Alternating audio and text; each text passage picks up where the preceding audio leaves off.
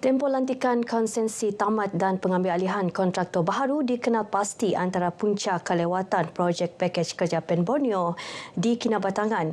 Ini termasuk kerja pemindahan utiliti seperti paip elektrik serta perumahan tanah individu di kawasan terlibat. Menteri Kerja Raya dan Utiliti Datuk Seri Panglima Dr. Joachim Gunsalam berkata pihaknya akan bekerjasama dengan pemegang taruh untuk menangani masalah berkenaan. JKR, they have to check di mana masalah yang sebenarnya. Kalau masalah itu because of utility, then I am willing to ask the kementerian untuk work extra hard, stakeholder, especially agensi-agensi yang berkenaan, supaya semua ini dapat dipercepatkan. Beliau ditemui selepas meninjau projek PAN Borneo di Kinabatangan. Datuk Joachim turut meninjau projek pembinaan PAN Borneo meliputi pakej kerja WP24 Kampung Perpaduan Sungai Takala, WP25 Sukau Kampung Perpaduan Datuk Moh dan WP26 Kampung Lot M Sukau. Bagi mengatasi isu kesesakan lalu lintas di kawasan Perbandaran Tawau, JKR Sabah diarah melaksanakan kajian keboleh-laksanaan beberapa cadangan laluan baharu. Ini termasuk membina 2 jejambat di bulatan Keris Batu 4 Jalan Apas dan kawasan Takada Batu 1 serta Tawau Coastal Highway. Adun Apas, Datu Nizam Abu Bakar Titingan berkata cadangan dikemukakan hasil maklum balas serta penilaian teknikal pegawai dan jurutera JKR. Saya sendiri juga telah menyampaikan cadangan ini secara personal kepada Yang Amat Berhormat Ketua Menteri dan beliau begitu positif apabila telah mengarahkan pengarah JKR Sabah untuk membuat feasibility study. Datu Nizam yang juga Menteri Pembangunan Belia, Kemajuan Sukan dan Ekonomi Kreatif ditemui media pada jamuan makan tengah hari bersama Ketua Jabatan Negeri dan Persekutuan di Tawau. Projek pembinaan Ibu Pejabat Polis Daerah IPD Nabawan dijangka siap tahun 2029. Projek itu bukan sahaja bakal meningkatkan kecekapan operasi pasukan polis, malah memudahkan urusan perkhidmatan kepolisan kepada penduduk daerah berkenaan. Adun Nabawan Datuk Abdul Ghani Yassin berkata, projek pembinaan IPD Nabawan melibatkan peruntukan daripada Kerajaan Persekutuan. Ia dibina bersebelahan Klinik Kesihatan Nabawan bagi memudahkan akses kepada penduduk. Semua kerja-kerja sedang lancar digerakkan dan kita mengharapkan bahawa projek ini mengikut jadual agar pihak keselamatan dapat ditingkatkan lagi untuk di daerah ini. Memandangkan bahawa daerah Nabawan ini bersempadan dengan sempadan antarabangsa Indonesia. Datuk Abdul Ghani menyatakan demikian ketika ditemui pemberita pada majlis penyerahan dividen kepada peserta ladang Nabawan wilayah barat di pejabat LKTNS di Nabawan. Projek itu diharap dapat meningkatkan tahap keselamatan, mempercepatkan tindakan PDRM serta menjadi suntikan keyakinan kepada masyarakat dalam menjalankan aktiviti harian di kawasan sempadan. Mengimarahkan Majlis Tilawah dan Hafazan Al-Quran MTHQ Peringkat Negeri 2026. Exco Agama Negeri Datuk Muhammad Arifin Muhammad Arif berkata, di samping tilawah dan hafazan MTHQ, peringkat negeri yang bertemakan membangun ummah madani diserikan dengan pelbagai pengisian sepanjang Minggu Semarak Al-Quran.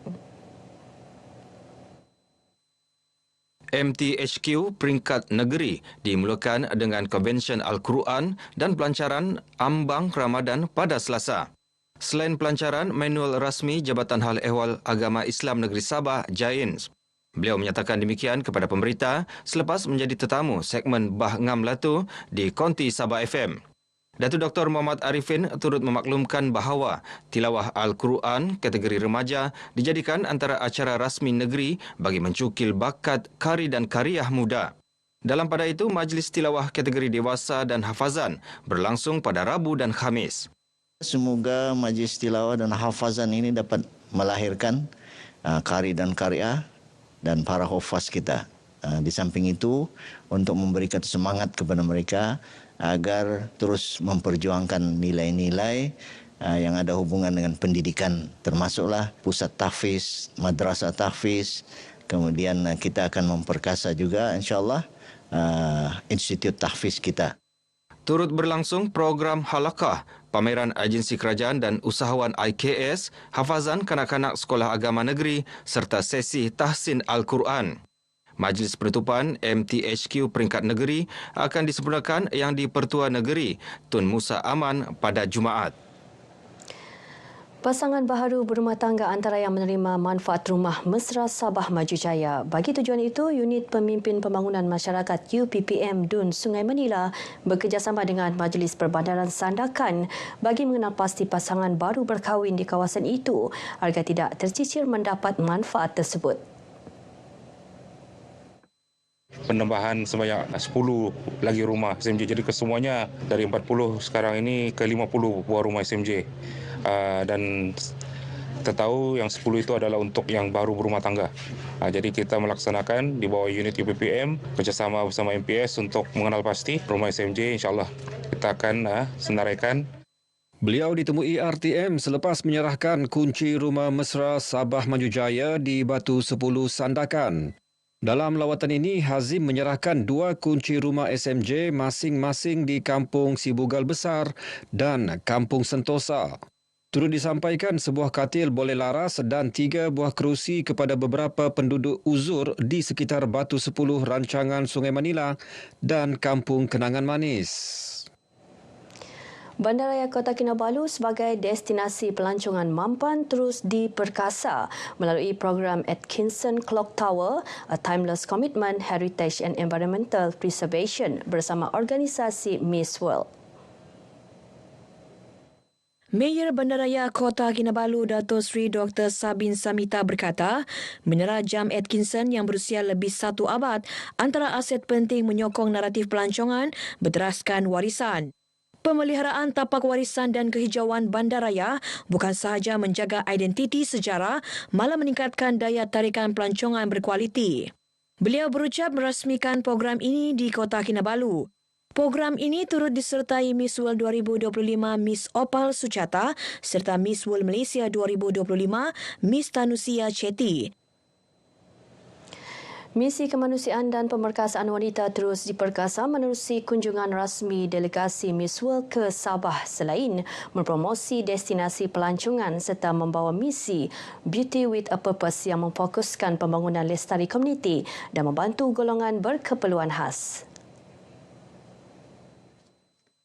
We really come up with sustainable solutions for the communities, right? So we don't just let them have a meal one day.